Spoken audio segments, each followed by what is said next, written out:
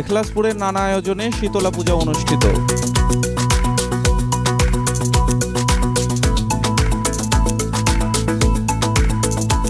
নানা আয়োজন ও ব্যাপক উৎসাহ উদ্দীপনার মধ্য দিয়ে চাঁদপুরের মতলব উত্তর উপজেলার এখলাসপুরে সনাতন ধর্মাবলম্বীদের অন্যতম ধর্মীয় উৎসব শীতলা পূজা অনুষ্ঠিত হয়েছে। মঙ্গলবার বিকেলে এখলাসপুর লঞ্চঘাট সংলগ্ন মানিক ঘোষের বাড়িতে এই পূজা হয়। এর ব্যবস্থাপনায় ছিলেন শীতলাতলা পূজা মন্দির কমিটির সভাপতি মানিক ঘোষ। পূজায় অসংখ্য ভক্ত অনুসারী শীতলা দেবীর প্রতি তাদের শ্রদ্ধা ও ভক্তি নিবেদন করেন। মানিক ঘোষ জানান, প্রতিবছর চৈত্র ও বৈশাখ মাসে এই পূজা হয়ে থাকে। এই পূজা ঘিরে সকাল থেকে সন্ধ্যা পর্যন্ত ভক্তরা উপোস থাকেন। পূজা শেষে প্রসাদ ও শীতলার লুট বিতরণ করা হয়। তিনি আরও জানান, আগে আমাদের মন্দির না থাকায় অনেক দূর গিয়ে শীতলা পূজা করতে হতো, কিন্তু মোফাজ্জল হোসেন চৌধুরী মায়া বীর বিক্রম আমাদের এখানে পূজা করার জন্য মন্দির নির্মাণ করে দিয়েছেন।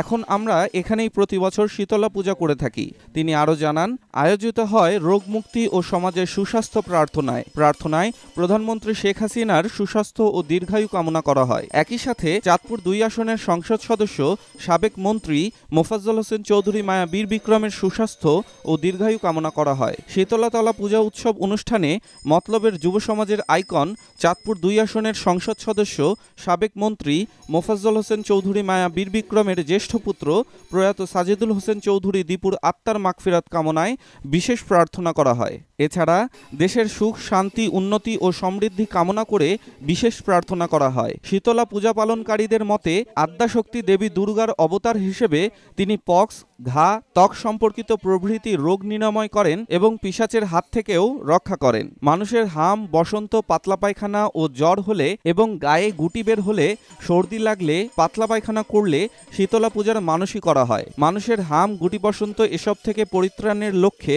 এ পূজা পালন করে থাকেন। বিশ্বাস করা হয়, শীতল অষ্টমীতে কোনো ভক্ত যদি সমস্ত নিয়মকানুন মেনে নিষ্ঠা করে দেবী শীতলার পুজো করেন তাহলে সমস্ত সমস্যা থেকে মুক্তি মেলে এবং সংসারে কোনো রোগ ভোগ থাকে না।